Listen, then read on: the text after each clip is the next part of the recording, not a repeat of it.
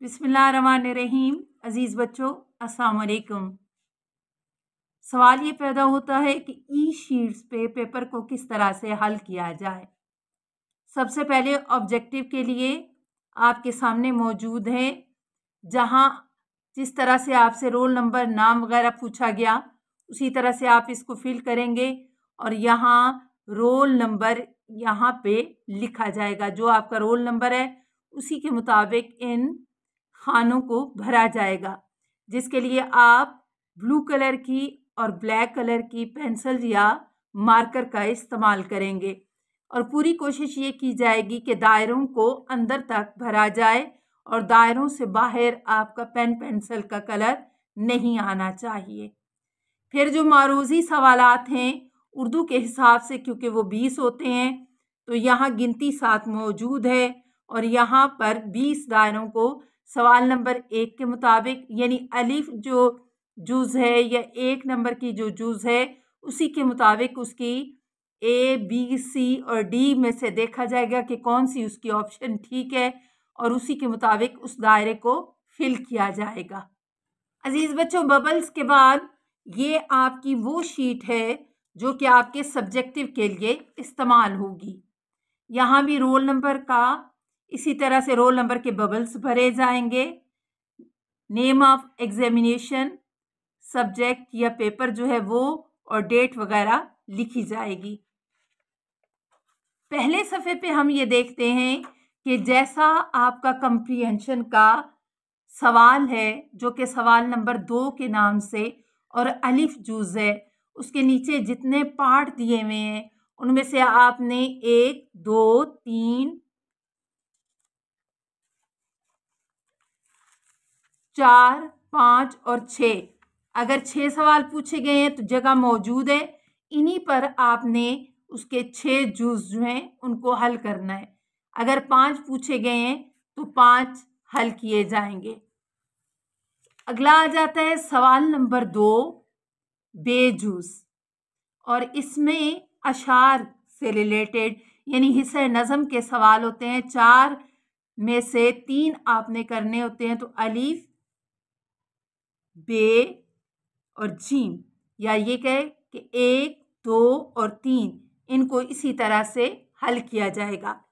अजीज़ बच्चों, जो जगह सवाल के लिए मुख्तस की गई है आपने उसी के अंदर सवाल को हल करना है।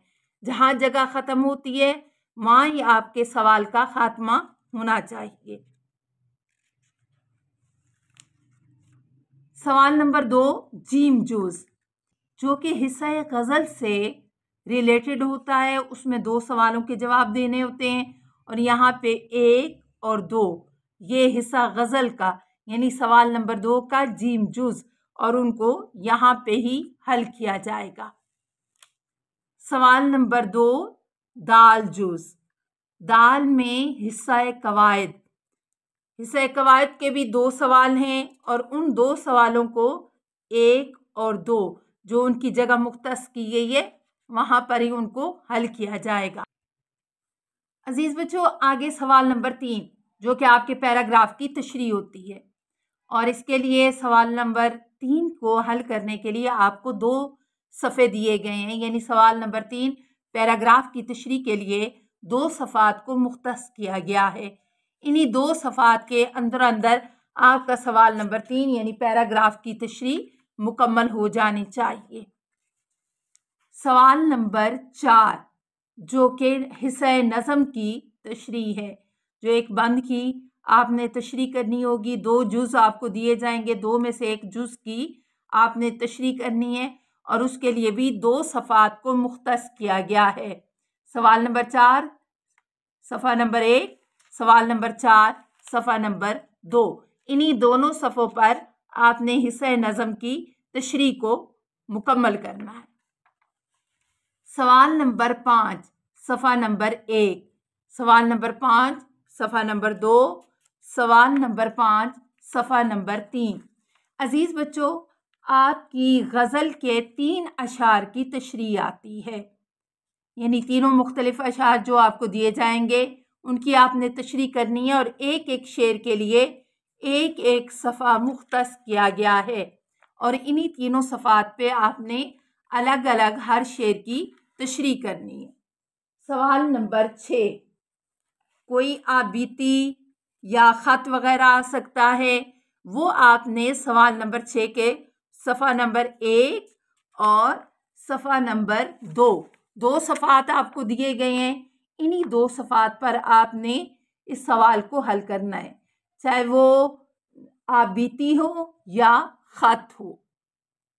अब सवाल नंबर 7 जो आपका ये भी लॉन्ग क्वेश्चन है, इसमें किसी भी एक उन्वान पर आपने मज़मून लिखना होगा और उसके लिए सवाल नंबर 7 के लिए सफ़ा नंबर 1, सफ़ा नंबर 2, सफ़ा नंबर 3 और सफ़ा नंबर 4 सफ़ात को मुख्तस किया गया है और इन्हीं 4 सफ़ात पर आपने मज़मून को लिखना है। अजीज़ बच्चों, अब ये भी बोर्ड के हवाले से किया जा रहा है कि अगर कोई बच्चा उसको कोई शीट वगैरह की ज़रूरत पड़ जाए तो 20 शीट उसको दी जाती है, जो आपने अपनी ई शीट के साथ यहाँ पर ही उसको इसके साथ पिनअप करना होता है और उसका रोल नंबर जो है वो पहले सफ़े पे मौजूद यहाँ पर लिखा जाएगा।